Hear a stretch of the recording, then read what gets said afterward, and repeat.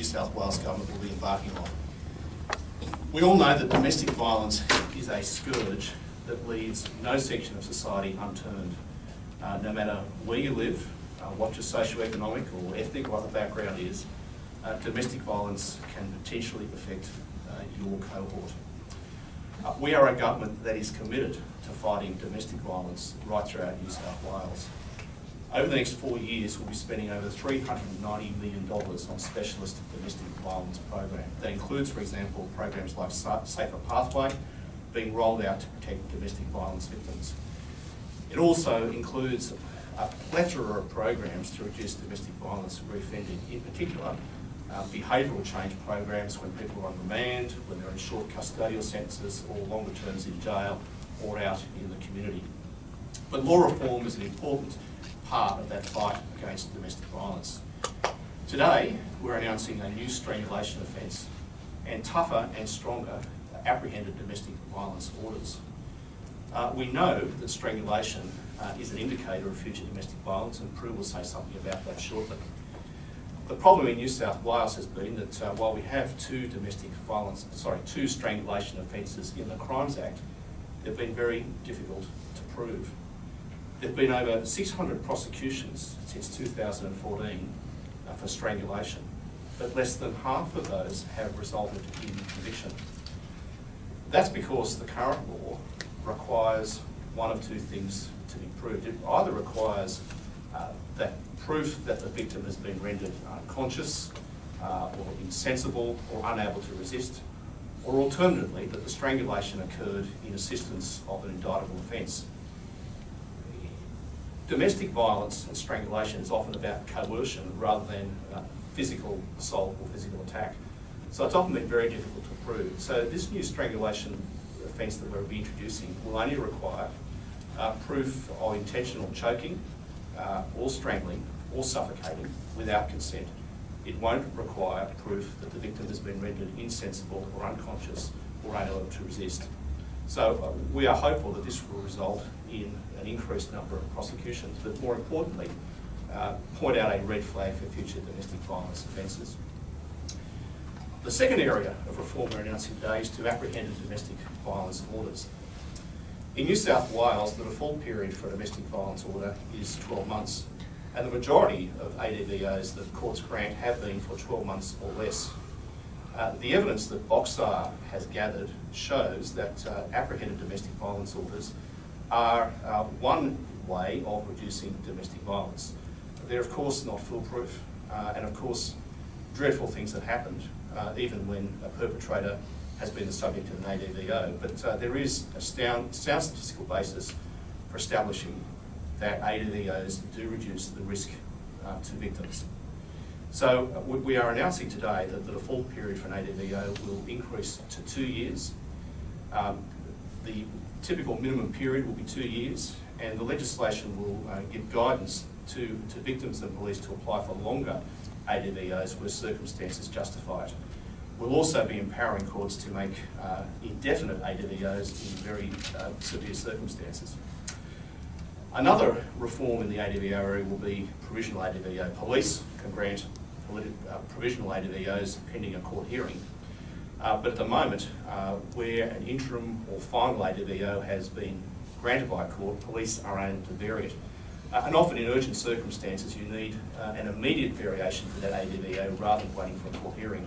So today we're announcing that police will have the power to vary an ADVO in ways to protect a victim, so it's increasing the protection pending the matter going back to court.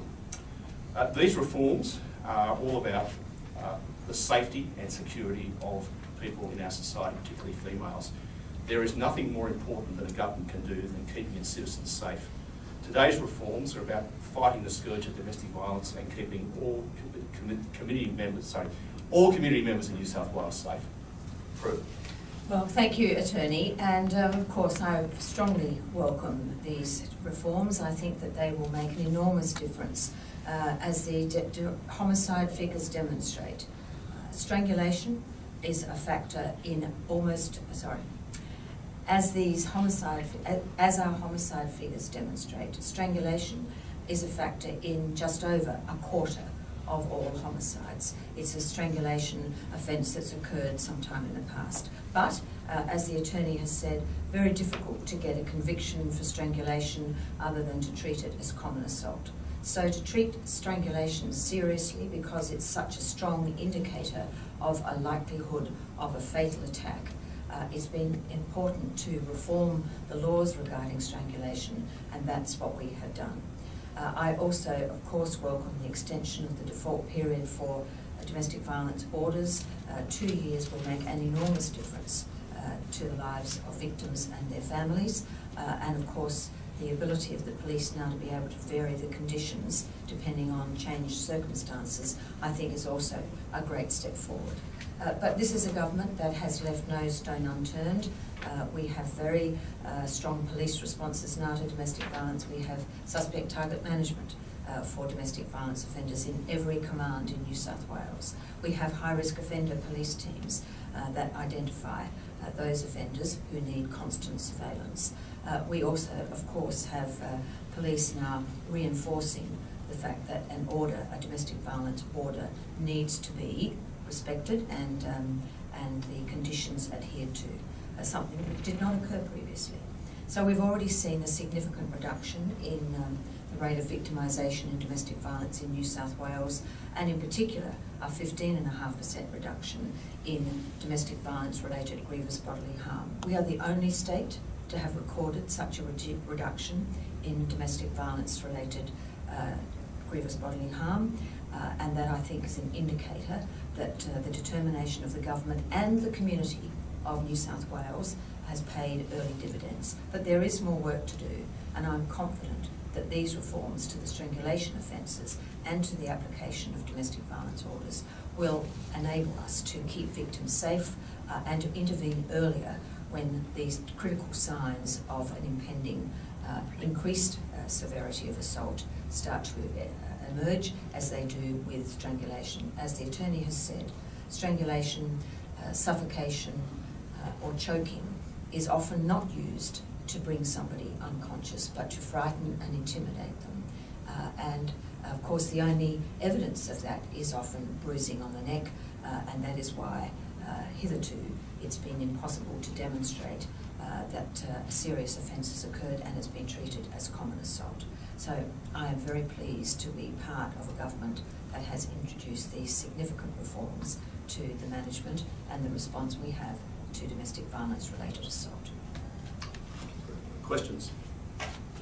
Have we got any particular statistics? I know it's obviously been hard to prove at this stage, but the amount of people that this might affect in terms of actual prosecution. Have you got any idea of how many people have been involved in these situations and haven't been able to go to court in this circumstance? Well, as we've said, we know that 600 cases have gone to court and only less than half have succeeded. But when you think that a quarter of all homicides have had a strangulation offence in the past, which has not been able to be dealt with any severity, I think that tells you that we can address a quarter of homicides, threatened homicides, much earlier in the process. But of course, because strangulation is so difficult to prove, unsurprisingly, it's very often not even brought to court.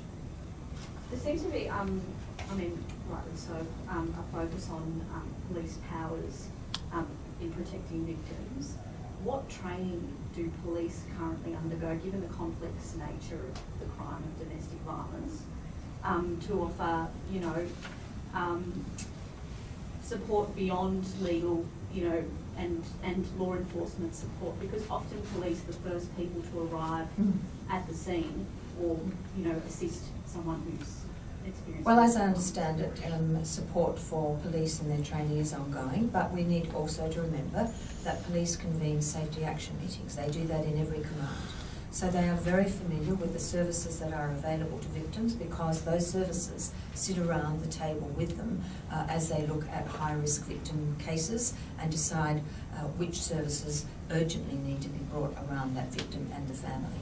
So police are very familiar now with the services available to them at the local level, and of course they work very closely with Women's Domestic Violence Court Assistance Service, which again means that police are very familiar with what's available. We also have increased the number of domestic violence police liaison officers.